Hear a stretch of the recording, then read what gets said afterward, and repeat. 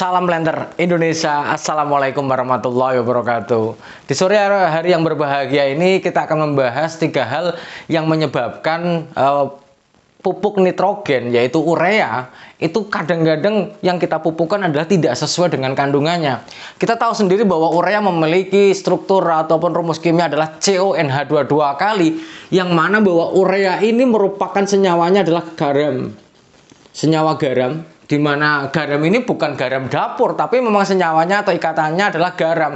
Di mana bahwa ketika dia senyawanya garam, maka akan sangat mudah terjadi perombakan atau perubahan fisiknya, perombakan dari kadarnya, yang mana bahwa hal ini akan menjadi faktor yang penting ketika kita memupuk. Sebagai contoh bahwa urea itu kadarnya 46% nitrogen. Dengan harapan bahwa ketika 46% nitrogen ini dipupukkan ke dalam tanaman ke kelapa sawit, misalnya 1000 gram, maka kita berharap nitrogen yang masuk ke dalam tanaman atau yang bisa diserap adalah 1000 kali 46%. Artinya adalah 460 gram nitrogen yang kita inginkan. Seperti itu. Lah, apa jadinya ketika tanaman kelapa sawit diberikan nitrogen yang mana bahwa 46% ini sudah mengalami reduksi. Reduksi artinya sudah mengalami pengurangan. Misalnya gara-gara beberapa hal yang akan kita bahas berikut ini, yaitu misalnya reduksi, misalnya kita hanya 30% nitrogen. Apakah 30 sampai 46% ini kelihatan? Kadang-kadang tidak kelihatan. Apalagi kita petani awam tidak mengetahui kadarnya itu berapa. Sehingga hal ini sangat penting. Ketika 30% nitrogen diberikan kepada tanaman kelapa sawit sebanyak 1000 gram, maka hak atas nitrogen untuk tanaman kelapa sawit hanya 30% dikalikan 1000, hanya 300 gram saja. Ini sudah mengalami pengurangan kadar nitrogen yang diberikan untuk tanaman kelapa sawit kita, sehingga kadang-kadang tanaman kelapa sawit kita mengalami kekurangan nitrogen yang berujung terhadap kondisi tanaman itu sendiri. Contohnya misalnya hijau daun, karena bahwa nitrogen ini salah satu penyusun hijau daun. Ketika diberikan udah banyak kok nggak kentara nih apa yang di perubahannya, maka salah satu yang harus kita lihat adalah kualitas dari ureanya. Maka 3 hal yang berkaitan dengan penentu dari kualitas urea yang ingin kita berikan, kita berharap 46% nitrogen yang diberikan. Lah, ketika dia 46% nitrogen yang terkandung di urea ini bisa berkurang, ada beberapa hal. Yang pertama adalah penyimpanannya. Ketika kita membeli pupuk urea, kemudian sistem penyimpanan di gudang mereka tidak baik, maka ada kemungkinan bahwa nitrogen yang ada sudah mengalami pengurangan. Sebagai contoh bahwa misalnya ini biasanya untuk misalnya toke-toke urea dengan skala-skala yang belum profesional, maka sering terjadi contohnya misalnya tumpukan ureanya langsung ke lantai, maka yang di bawah kadang-kadang sudah mengalami pengurangan karena dia bersentuhan dengan kelembaban di tanah langsung.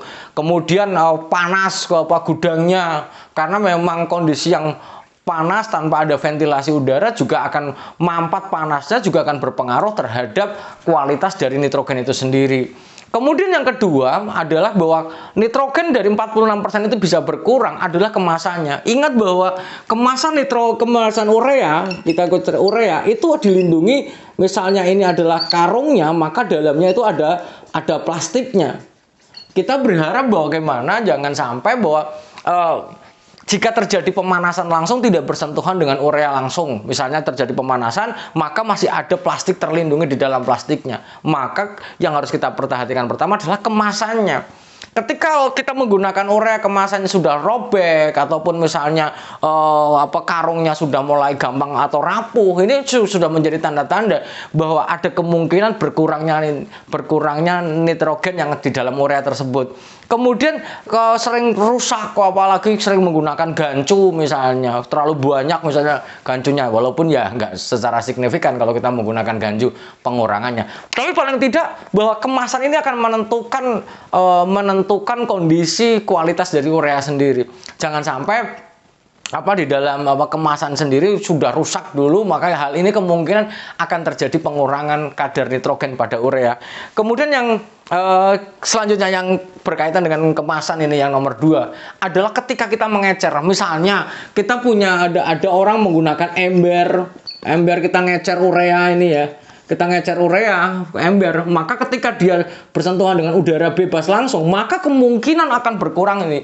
Seperti yang pernah saya lakukan di mengambil sebuah sampel di beberapa toko pertanian yang terbuka kondisinya, ataupun misalnya ngecer ini yang sering terbuka, maka ada kemungkinan kandungannya sudah tidak 46% lagi.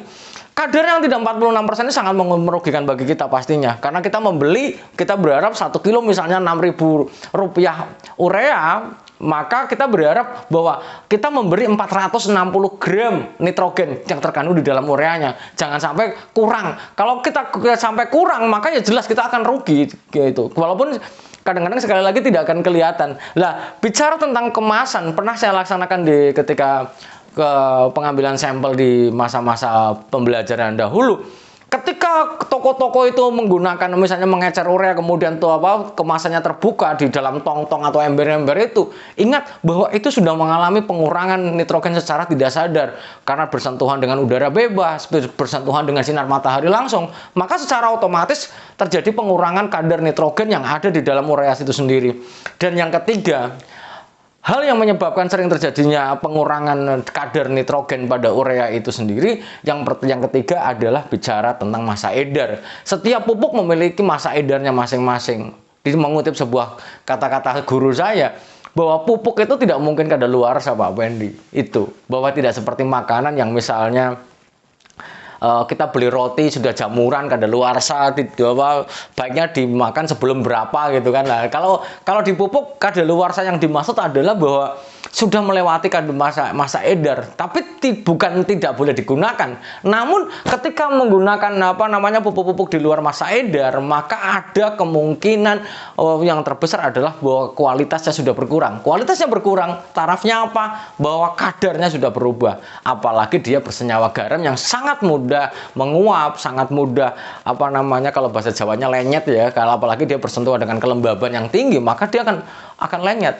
Lah, dapat dilihat lagi ketika kita membeli urea, kemasannya adalah sudah di luar masa edarnya. Karena bahwa kita berharap 46% nitrogen, masa edar misalnya 2 tahun. Ada kemungkinan setelah 2 tahun boleh digunakan, boleh. Namun kemungkinan dipertanyakan kadar yang 46% ini. Mungkin tidak 46%, mungkin tinggal ya 35 kah, apakah 30% ataukah malah 20%. Sangat mungkin sekali. Sangat tergantung dari penyimpanannya dan sebagainya ini.